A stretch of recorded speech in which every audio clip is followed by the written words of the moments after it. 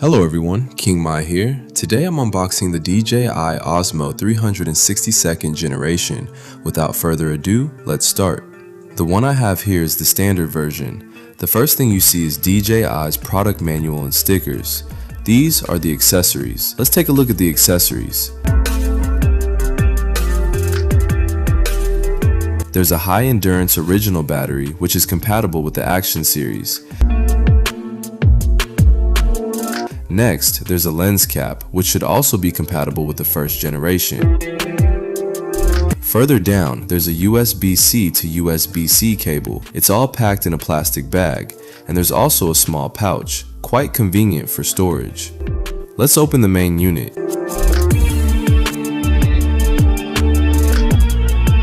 And inside, there's a lens cloth specifically for cleaning the lens. Let's take a look at the appearance of this Osmo 360 II. Okay, after opening it, we can see that our machine actually has a sticker to protect the screen. Let's open it and take a look. It also supports NFC touch to transfer photos. As you can see, the overall appearance of this machine is slightly different from our first generation product. The lens cover can be removed and replaced using this tool. There are also some screw holes on the outside. Now, let's talk about the specifications of this little camera. First, it has been upgraded to 8K 60 frames per second shooting capability, and 4K can reach 240p. It uses a 1-inch sensor and has a 14.5 stop dynamic range, supporting 10-bit D-Log M post-production format. Whether you want to output directly or do post-processing, this camera can meet your needs. It also features 105 GB of memory, a replaceable lens, and a second-generation diamond-coated lens for improved scratch resistance. It's also waterproof to 10 meters. Comparing it to the first generation, the overall size is largely the same, and the lens area is also similar. There are two lenses, front and back, and the screen size is identical. On the back, there's a red shooting button. On the side, there's a power button and a USB-C port for data transfer. On the front, the second generation has a more prominent microphone jack, and the screws give it a more industrial feel. The battery compartment is also waterproof.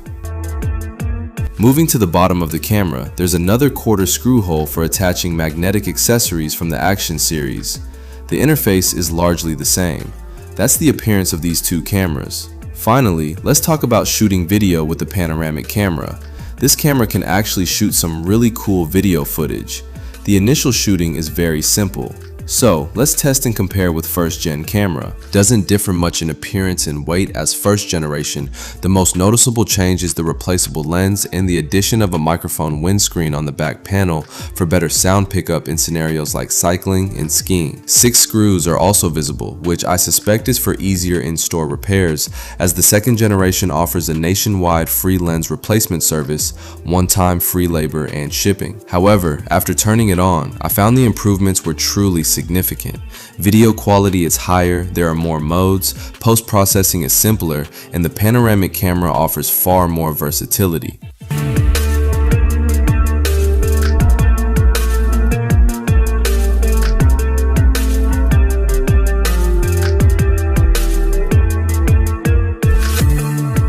The high-resolution recording adds 10 frames, reaching 8K 60 frames per second. If the video frame rate is 50 frames per second, it will look choppy. I don't know how much demand 10 extra frames place on the camera's performance, but currently, this is the only panoramic camera capable of this resolution. However, I can confidently tell you that the sensor is still the same one from last year, the equivalent 1-inch square sensor that significantly improves image quality in panoramic cameras.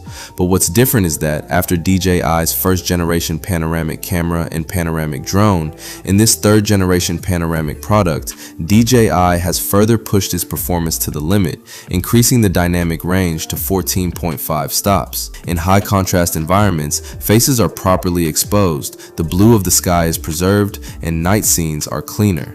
Switching from the asteroid to a simulated drone perspective, or even zooming in further, there's no noticeable loss in image quality. The improvements in other modes are even more significant, enabling 8K 480 frames per second panoramic super slow motion. Of course, this was done with a single click using DJI Studio's intelligent frame interpolation, but the final product is incredibly smooth and natural, with no noticeable issues. When shooting directly, it can record up to 4K 240 frames per second panoramic slow motion, 8K 120 frames per second time freeze, and 16K panoramic time lapse. Even with significant post-processing adjustments to composition and framing, the image remains sharp. The 120 megapixel panoramic photos can have HDR enabled, further enhancing the preservation of highlights and shadows, making the Osmo 360 generation a truly superior panoramic camera. Adding to the enhanced quality is the new intelligent AI stitching algorithm. You see, the seam in the footage is an objective reality. Completely eliminating it is impossible. However, DJI has now achieved a level where even close-up shots don't show any noticeable stitching.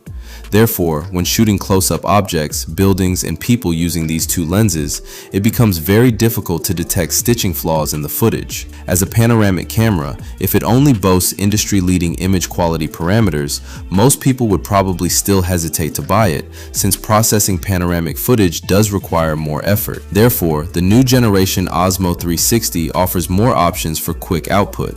See, in subject following mode, it immediately recognizes me and starts following me, allowing me to output panoramic footage straight out of the camera without any further interaction. Even if multiple people are in the shot, it can still recognize me even if I'm not on the screen. This is because it has the same subject registration function as the Pocket, quickly identifying its owner. While this mode seems to offer different resolutions, aspect ratios, and angles for output, it actually produces 8K 30 frames per second panoramic footage, still retaining room for post-processing adjustments. Furthermore, most video modes support in-camera filters, enhancing the atmosphere of the output colors. To edit newly shot footage, you can quickly connect to your phone via NFC, open DJI Mimo, and use many preset smart camera movements directly on individual clips without having to manually adjust keyframes. Features like simultaneous front and rear camera shooting, previously only available on iPhone, can also be achieved with a single click. Multiple clips taken today can be selected,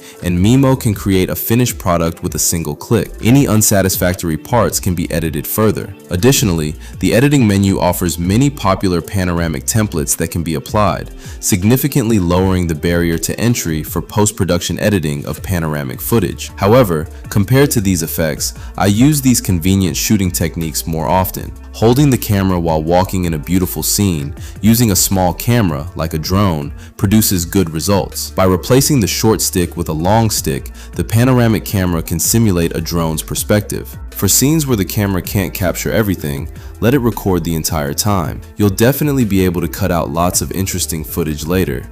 For everyday sharing, you can switch to single lens mode and turn it into an action camera. What you see on the screen is what you get, and you can switch between foreground and background while recording. The footage doesn't need processing, it's ready to use. In terms of other performance and user experience, the second generation is basically the same as the first. The rewind mode is 10-bit D-Log-M, and the quick release mount is the same as the action, with bidirectional magnetic attachment and compatible accessories. Image quality is improved, but battery life hasn't decreased because the battery capacity has been increased to 2,150 mAh, and the size remains the same, allowing it to be used with cameras like the first generation and Action 6. The built-in storage remains 105 gigabytes, enough for about an hour and a half of recording in the common 8K 30 frames per second format. This is the new Osmo 360 Gen 2. At first glance, it might seem like a minor improvement, but it has once again raised the bar for the industry.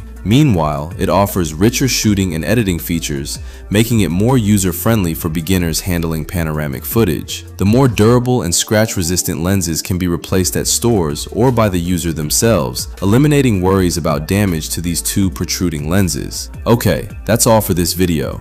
If you have any questions, feel free to leave a comment. See you next time.